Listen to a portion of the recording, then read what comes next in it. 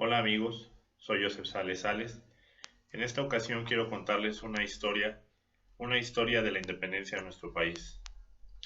Un relato que no aparece en los libros de historia, pero que sucedió y fue verídico. En los años de 1814 a 1817, la guerra de independencia estaba prácticamente dominada por el ejército realista. Incluso, muchos de los insurgentes habían ya dejado las armas y habían abandonado esa idea de libertad que tanto habían soñado.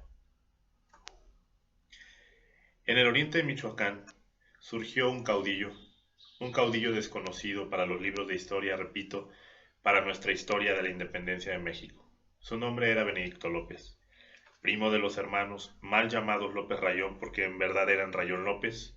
Juntos, en el oriente de Michoacán, específicamente en los pueblos de Tuxpan y Jungapeo, reencendieron esa chispa de ese incendio que era la guerra de independencia que prácticamente estaba sofocada. Leeré un relato que se encuentra en el libro de Santiago Tuxpan, un viaje a través de la historia del pueblo, donde vamos a encontrar de manera novelada la historia de este caudillo de la independencia, Benedicto López Tejeda. Benedicto López Tejeda nació en el pueblo de Tuxpan. Era hijo de españoles, su padre era Santiago López, su madre era Manuela Tejeda. Lo podemos encontrar en los archivos parroquiales como un español.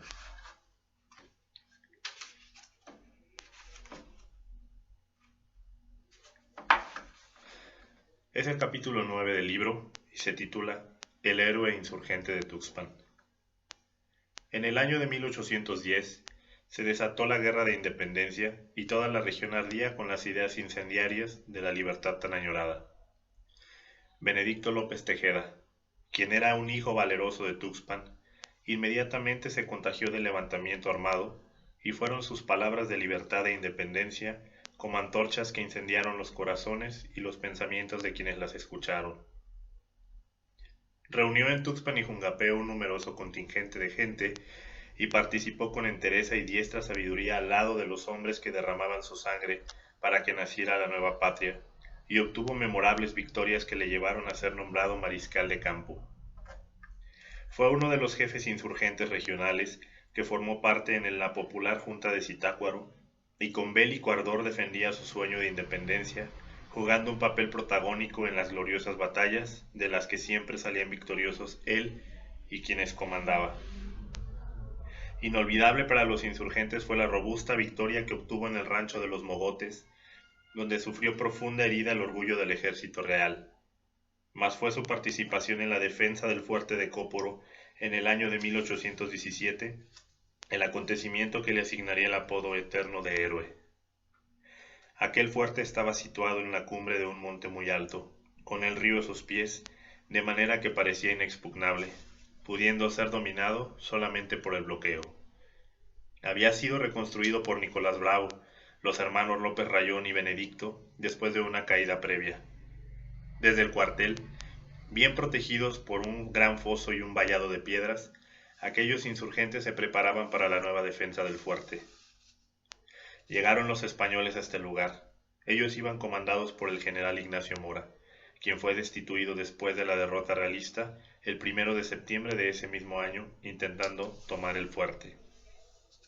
De aquella muy famosa fortaleza de Cóporo llegaban a los oídos de los tuxpenses las gloriosas victorias de los muy valientes caudillos insurgentes. Entre ellos figuraba Benedicto López, y se hablaba de él con orgullo y respeto. Entonces llegó el coronel realista Barradas con nuevas tácticas de guerra, pero no le fueron suficientes, motivo por el cual acudió en su ayuda el general José Joaquín Márquez Donayo, quien utilizó como estrategia el sitio militar. Los realistas, sin darse por vencidos por tantos obstáculos, iniciaron las tareas de atrincheramiento para rodear el fuerte de Cóporo como un cinturón sofocante, y durante una de las batallas del sitio cayó el hijo primogénito de Benedicto López, quien luchaba al lado de su padre por la libertad. Benedicto, al recibir en sus brazos a su hijo sin vida, dijo: «Oh sangre de mi sangre, es la herida de tu cuerpo la misma herida de mi alma. No has sido tú, hijo mío, quien ha entregado la vida por la patria. En verdad he sido yo quien te he regalado a la misma».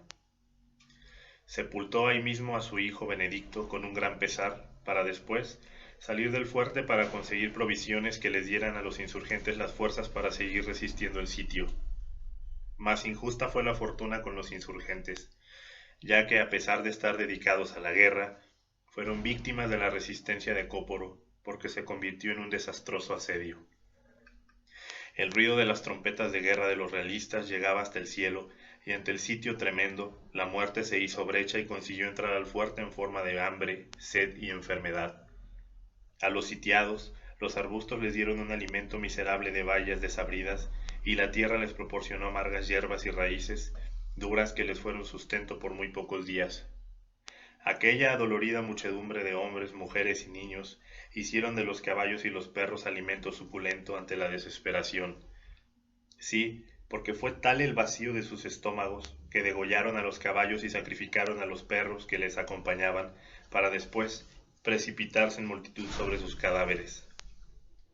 Durante aquellas noches salían los infames clamores desde el interior del fuerte, lamentos de malestar físico y moral que podían escucharse a gran distancia. Consciente de la urgencia, Benedicto reunió las ansiadas provisiones en el agostadero y de inmediato emprendió con sus hombres el regreso hacia el fuerte de Cóporo. Iban por una cañada en el apartado bosque, formando una larga hilera, llevando carretas y sacos en los lomos de sus caballos, abriéndose camino con inmensa discreción para no ser detectados, iluminados solamente por el resplandor de la luna y las estrellas.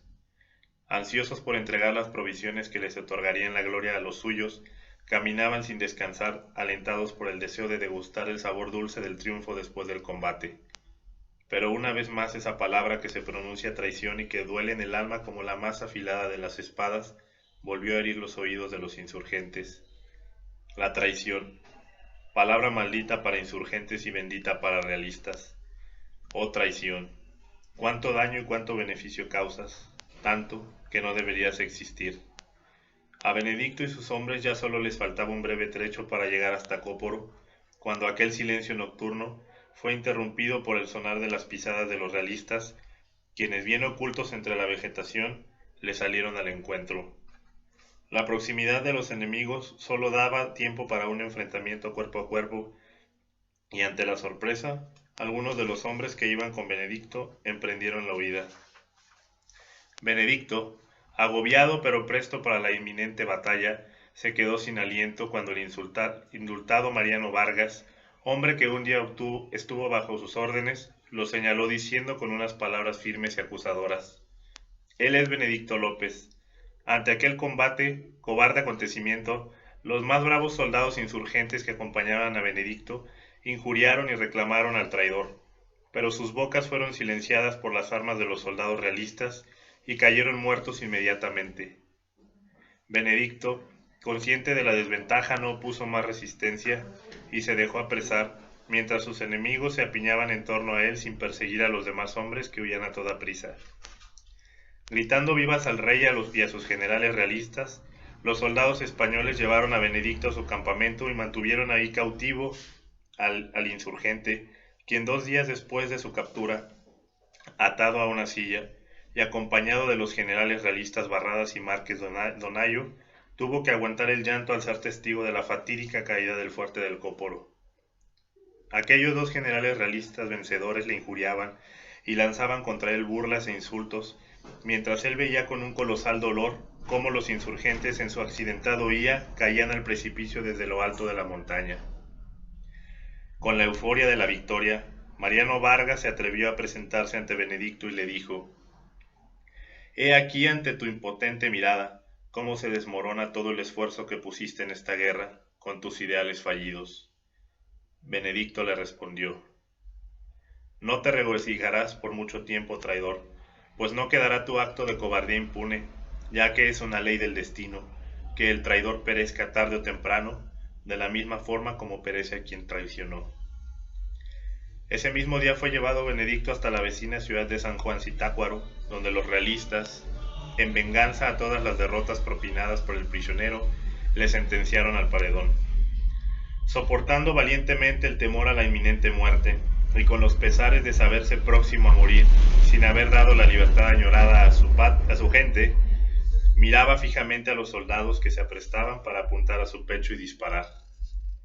Ya en el paredón no se vio ningún temor ni miedo en el interior de sus ojos. Al contrario, estos se abrieron muy grandes y lanzaron una mirada desafiante a todos sus verdugos. Aquellos ojos parecieron brillar como si hubieran visto la visión gloriosa de que algún día la libertad sería alcanzada, y que ya no existiría más la opresión ni la desigualdad, ni la esclavitud, ni el sometimiento. No faltó el aliento a sus pulmones, sus brazos y piernas conservaron toda su fuerza y la esperanza, sí, la indestructible esperanza no se disipó ante la inminente muerte. Tronaron las armas con agudos y estruendosos sonidos, y el corazón le fue atravesado por las balas malditas, terminando así con la vida de tan ilustre e inmortal insurgente. Cayó inerte al suelo Benedicto, se había extinguido con él una llama ardiente de libertad eterna. Los soldados que le fusilaron no guardaron respeto por su cuerpo, porque lo decapitaron de un solo tajo, y fue colocada su cabeza en un cesto de mimbre, y a toda velocidad salió un contingente de soldados a caballo con el rumbo del pueblo de Santiago Tuxpan, el pueblo natal del caído. A todo galope llegaron hasta la puerta del templo de Santiago Apóstol, donde clavaron una estaca en el marco de madera y traspasaron violentamente la tierna cabeza que llevaban. Ante la noticia se lamentaron los hombres, le lloraron las mujeres del pueblo y se encerraron en el interior de sus casas a rezar y le guardaron un luto solemne a su caudillo.